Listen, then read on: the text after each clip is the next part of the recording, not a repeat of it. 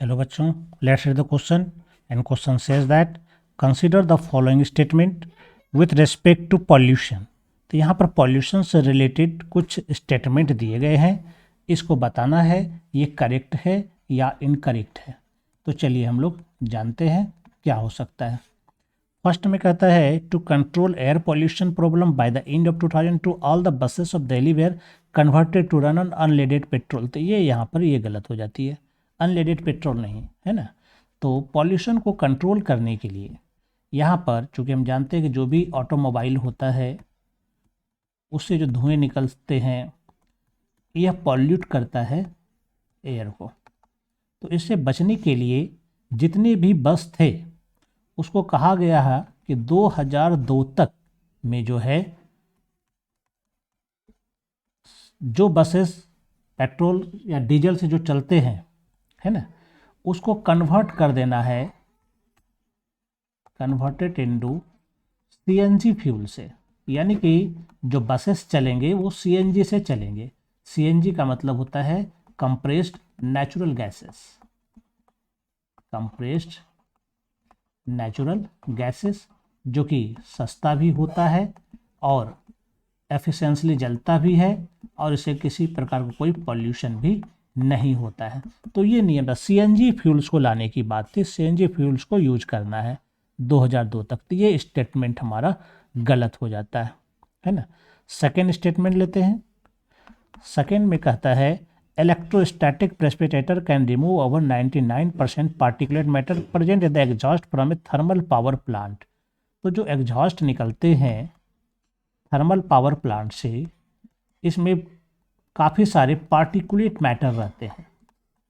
तो इस particulate matter को दूर करने के लिए इलेक्ट्रोस्टैटिक प्रेसिपिटेटर होते हैं। यह क्या एपरेटस है, यह क्या करता है, इसमें एक इलेक्ट्रोड होता है।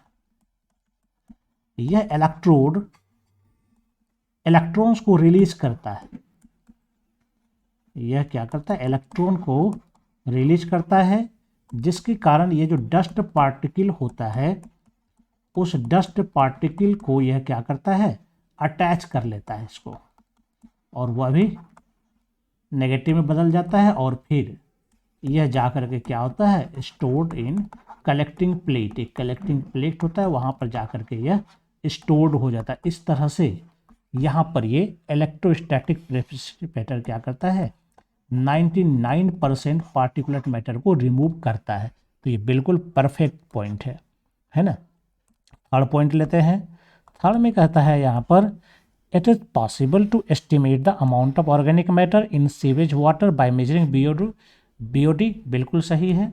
बीओडी का मतलब क्या होता है, बायोकेमिकल ऑक्सीजन डिमांड है ना, बायोकेमिकल ऑक्सीजन डिमांड।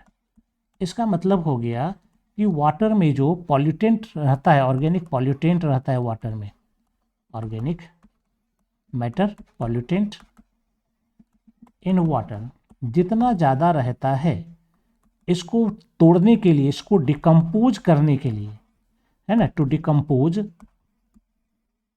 माइक्रोब्स को जो है ऑक्सीजन की आवश्यकता होती है, रिक्वायर ऑक्सीजन। तो जितना ज़्यादा ऑक्सीजन का उपयोग करता है इसका मतलब उसको उतना ज़्यादा वहाँ पर पॉल्यूटेंट मौजूद है। यानी बीओडी का मान बढ़ा हुआ है, इसका मतलब पॉल्यूटेंट का भी मान यानी ऑर्गेनिक मैटर का भी मान बढ़ा हुआ है। इसका मतलब है कि अगर हम बीओडी का मान निकाल ले तो ऑर्गेनिक मैटर का भी अमाउंट हम एस्टिमेट कर सकते थे। ये भी परफेक्ट है। तो यहाँ पर अब हमसे पूछा जा रहा है कि करेक्ट कौन सा स्टेटमेंट, करेक्ट 2 और 3 है। तो चलिए ए में कहता है स्टेटमेंट 1 अलोन इज करेक्ट। ऐसा नहीं है, सिर्फ 1 गलत है। स्टेटमेंट 2 अलोन इज करेक्ट, ऐसा भी नहीं है, सिर्फ 2 नहीं है, 2 3 दोनों है। स्टेटमेंट 3 अलोन इज करेक्ट, ये भी गलत है। स्टेटमेंट 1 एंड 2 आर करेक्ट, ये भी गलत है।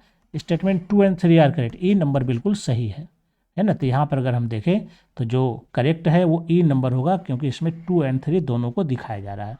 तो ये हमारा सही आंसर होगा। I hope you understand it well and best of luck. Thank you.